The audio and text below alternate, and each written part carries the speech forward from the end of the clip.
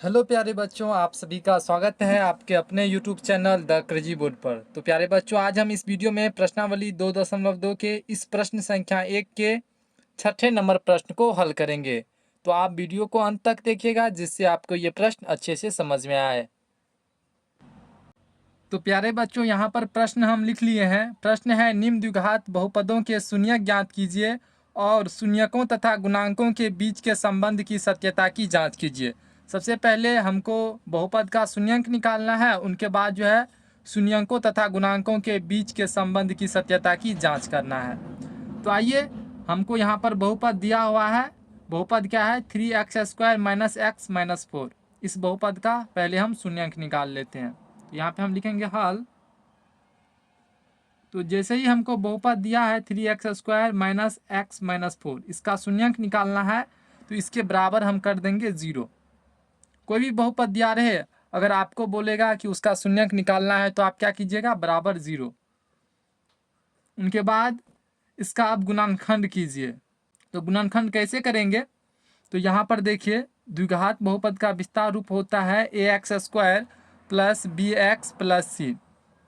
यहाँ पर x² की जगह क्या है? 3x² और x वाले टर्म के जगह है -x। और c की जगह क्या है? -4।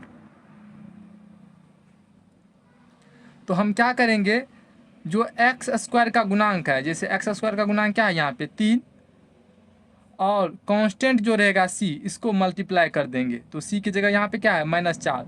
तो 3 और 4 को अगर हम गुना करेंगे तो ये हो जाएगा 12, और 12 का जो है हम एलसीएम निकालेंगे। तो 12 का एलसीएम निकालिए। 2 6 के 12, 2 तिया 6। और ये जो हमको गुणनखंड आया 12 का, इस गुणनखंड को ही जोड़ घटा करके हमको पुराना है यहाँ पर -x। तो यहाँ पे हम क्या करेंगे? 3x ले लेंगे और माइनस कर देंगे 2 दूना 4x। तो 3x - 4x करेंगे तो ये क्या हो जाएगा? -x। और इसको अगर हम गुना करेंगे तो ये कितना आना चाहिए? ये 12 ही आ जाना चाहिए। यानी शुरू वाला लास्ट वाला के जो हम गुना करेंगे तो ये क्या हो जाएगा? -12। तो जैसे ही हम इसको गुना करते हैं तो क्या हो जाएगा? 3 गुना -4, तो ये क्या हो जाएगा? -12। तो यहाँ पर हम यही लिखेंगे। हमको कितना आया? 3x - 4x। तो यहाँ पे हम लिखेंगे 3x², और हम -x की जगह क्या लिख सकते हैं? 3x - 4x। 3x - 4x करेंगे तो ये क्या हो जाएगा? -x। 3 - 4 करेंगे तो ये हो जाएगा -x। -4 बराबर क्या हो जाएगा? 0। अब यहाँ से जो है हम क्या करेंगे? कॉमन निकालेंगे। तो इन दोनों में हम कॉमन निकालेंगे, उनके बाद जो है इन दोनों में कॉमन निकालेंगे। तो इन दोनों में कॉमन क्या है? तो सबसे पहले इन दोनों में 3 कॉमन है, उनके बाद x दोनों में है। तो यहाँ पे हम पहले 3 कॉमन निकाल लेंगे, उनके बाद x है तो x कॉमन निकाल लेंगे।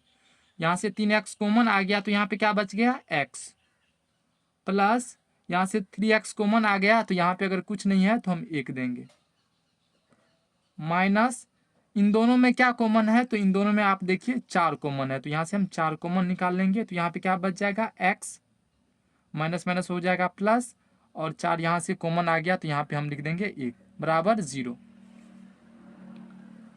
अब यहाँ से हम क्या करेंगे? जो भी बाहर में है उसको एक जगह लिख देंगे। जैसे 3x - 4, इसको एक जगह लिख देंगे, और जो ब्रैकेट के अंदर रहता है वो दोनों बराबर रहता है। जैसे x+1 है तो ये भी x+1 ही है, इनमें से एक ले लेंगे, x+1 बराबर 0। इन दोनों में से हम क्या किए? यहाँ पर x+1 एक ले लिए। उनके बाद हम क्या करेंगे? अब यहाँ पे हम लिखेंगे जब 3x - 4 बराबर, एक बार 0 कर देंगे।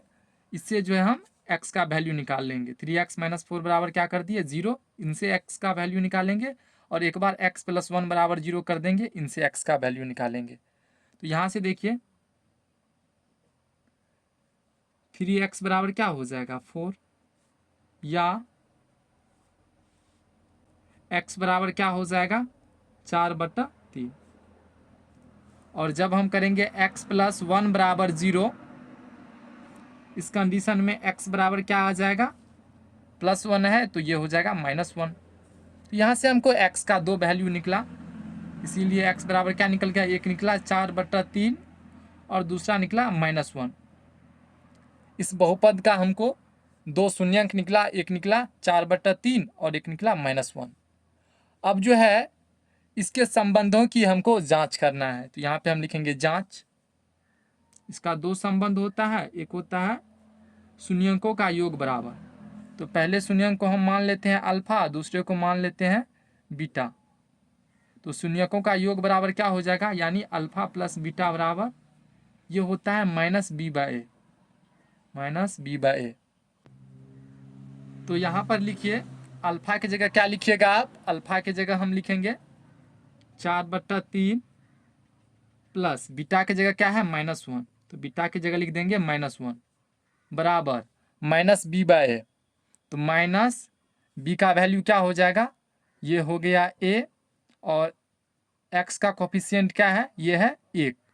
तो यहाँ पर a बराबर हो जाएगा 3, b बराबर हो जाएगा 1 और c बराबर हो जाएगा -4। क्या हो जाएगा, -4। तो यहाँ से जो है हम b का वैल्यू क्या लिखेंगे, 1 बटा a का वैल्यू क्या है 3। अब इसको हल कीजिए,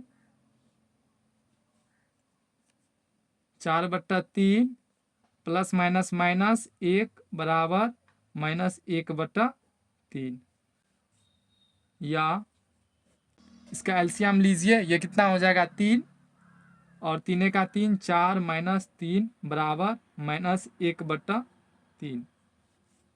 4 -3 करेंगे तो ये हो जाएगा।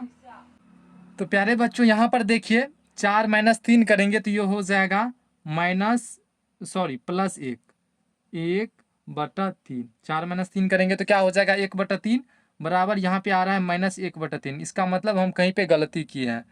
यहाँ पर देखिए b का वैल्यू क्या हो जाएगा, यहाँ पे b का वैल्यू होगा -1। x का कोफिशिएंट क्या है, यहाँ पर 1 है, और यहाँ पे साइन के साथ लेंगे तो ये हो जाएगा -1।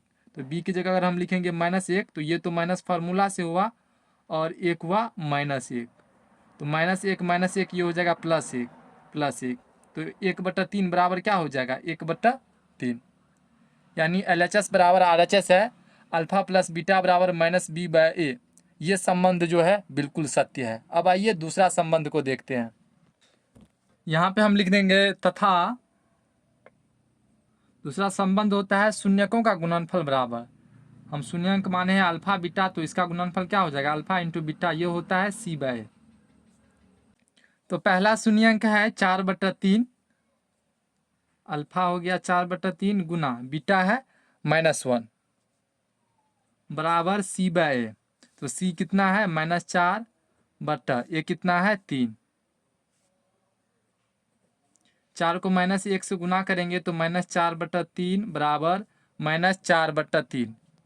यहाँ पर देखिए LHS बराबर RHS है, यानी -4/3 बराबर -4/3, यानी अल्फा इंटू बीटा बराबर c/a। ये संबंध भी बिल्कुल सत्य है।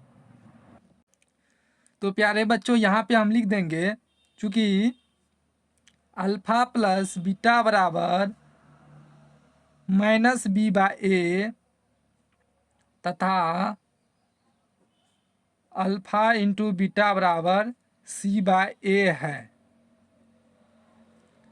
इसीलिए बहुपद के शून्यकों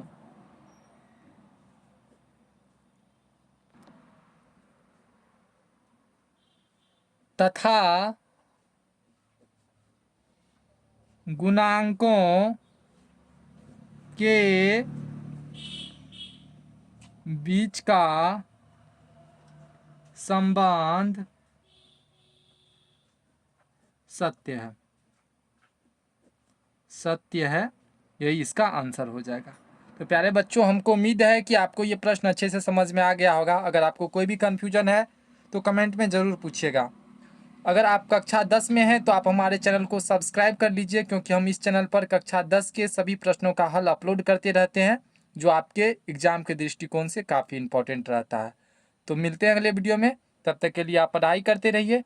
thank you for watching this video. जय हिंद प्यारे बच्चों।